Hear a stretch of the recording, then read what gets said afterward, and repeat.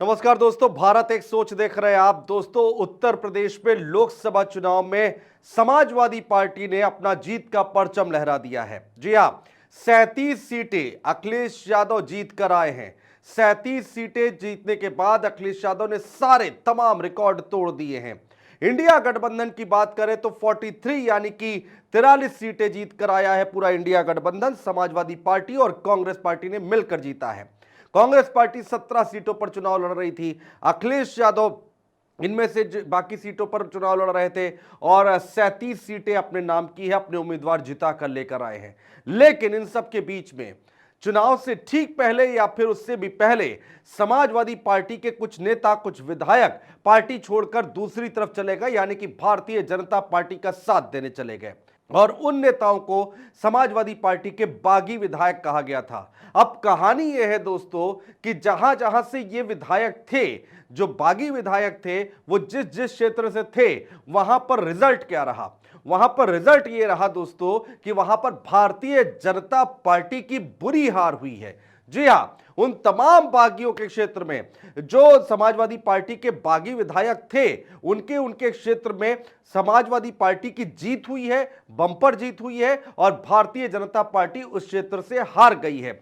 जिन जिन लोगों को अपने पाले में लेकर गई थी भारतीय जनता पार्टी, कुल मिलाकर यह कहा जाए कि इन लोगों के समाजवादी पार्टी छोड़कर बीजेपी में जाने से कोई फर्क नहीं पड़ा। भारतीय जनता पार्टी का नुकसान जरूर हुआ है। ऐसे में बागी होना, भारतीय जनता पार्टी की तरफ जाकर खड़े होना इन विधायकों के लिए घाटे का सौदा साबित हुआ है। चलिए जल्दी से हम आपको बताते हैं कि कौन कौन से वो विधायक हैं और कौन कौन से वो क्षेत्र हैं जहां पर भारतीय जनता पार्टी की हार हुई है और इन बागी विधायकों का कोई भी असर देखने को नहीं मिला है।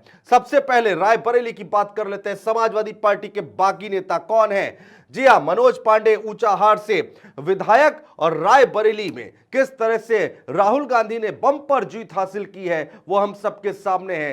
तकरीबन 4 लाख वोटों से जीते हैं राहुल गांधी और इनका वहां पर जोर नहीं चला है, जो कि चले गए थे भारतीय जनता पार्टी के खेमे में।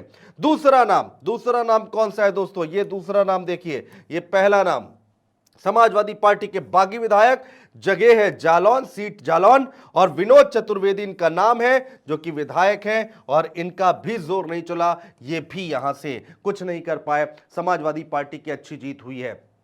कौशांबी की बात कर लेते हैं, पूजा पाल। जी हां, तीसरा नाम आता है दोस्तों पूजा पाल का, जो कि कौशांबी भी नहीं जिता पाई।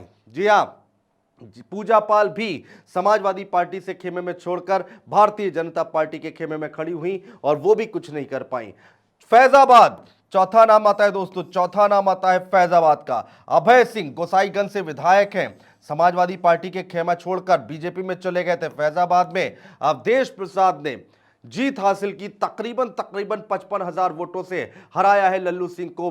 फैजाबाद वो जगह जहां से ये आते हैं, गोसाईगंज से विधायक हैं, अभय सिंह हैं, समाजवादी पार्टी से आते थे लेकिन चले गए भारतीय जनता पार्टी में और भारतीय जनता पार्टी में जाने के बाद ना जिता पाए, ना राम मंदिर का मुद्दा चला। फैजाबाद से अवधेश प्रसाद जीत गए। लिस्ट यहीं खत्म नहीं होती है दोस्तों, और देखिए और नाम है। सिराथू से पल्लवी पटेल, आपको याद होगा, ये 5वां नाम है, पल्लवी पटेल, जो कि कुछ नहीं कर पाई। जी हां, पल्लवी पटेल भी यहां पर कुछ करती हुई नहीं दिखा पाई। पूरे प्रदेश में या फिर जहां जहां इनका प्रभाव है, जहां जहां सिराथू से बताती हैं कि बाकी क्षेत्रों में जहां जहां हमारा प्रभाव है, हमारे वोटर्स रहते हैं, उसका भी कोई खास असर देखने को नहीं मिला। पल्लवी पटेल पूरे ही चुनाव में कहीं गायब सी दिखाई दी। हां, असदुद्दीन ओवैसी के साथ एक बार प्रेस कॉन्फ्रेंस करने जरूर आई थी। समाजवादी पार्टी से अलग होकर उन्होंने प्रेस कॉन्फ्रेंस की थी और कहा था कि हम एक नया मोर्चा बना रहे हैं, पीडीएम, लेकिन उसका भी कोई असर होता नहीं दिखाई दिया। यह भी क्रॉस लगा दीजिए। समाजवादी पार्टी के बागी विधायक अमेठी राकेश प्रताप सिंह गौरीगंज से विधायक है और यह है छठा नाम, और इनके आगे भी क्रॉस लगा दीजिए। अमेठी में किशोरीलाल शर्मा ने स्मृति ईरानी को बम्पर वोटों से हराया है, बम्पर जीत हासिल की यहां पर कांग्रेस पार्टी ने। अमेठी से है, समाजवादी पार्टी के विधायक थे और छोड़कर बीजेपी में चले गए थे और उसके बाद क्या हुआ, कुछ नहीं कर पाए उस सीट पर। आइए सातवां नाम अंबेडकर नगर, राकेश पांडे जलालपुर से विधायक, क्रॉस लगा दीजिए। अंबेडकर नगर भी समाजवादी पार्टी के खाते में आ गई है। वहां पर भी ये विधायक जो कि समाजवादी पार्टी छोड़कर बीजेपी के खाने में खड़े दिखाई दिए और कुछ नहीं कर पाए, राकेश पांडे भी। आखिरी नाम है बलिया, ये नाम गलत लिख गया बलिया का, इसको सही कर लेते हैं। ये बलिया आठवां नाम, जी हां आठवां नाम नारद राय। बलिया में कहा यह जा रहा था कि नारद राय बहुत कमाल करके दिखाएंगे, समाजवादी पार्टी के खेमे से निकलकर भारतीय जनता पार्टी के खेमे में गए, लेकिन बलिया सीट पर जीत नहीं दिला पाए। तो दोस्तों ये 8 नाम आप मेरे पीछे देख रहे थे कि आठों के आठों नाम अपने अपने क्षेत्र में भारतीय जनता पार्टी का कोई फायदा नहीं कर पाए।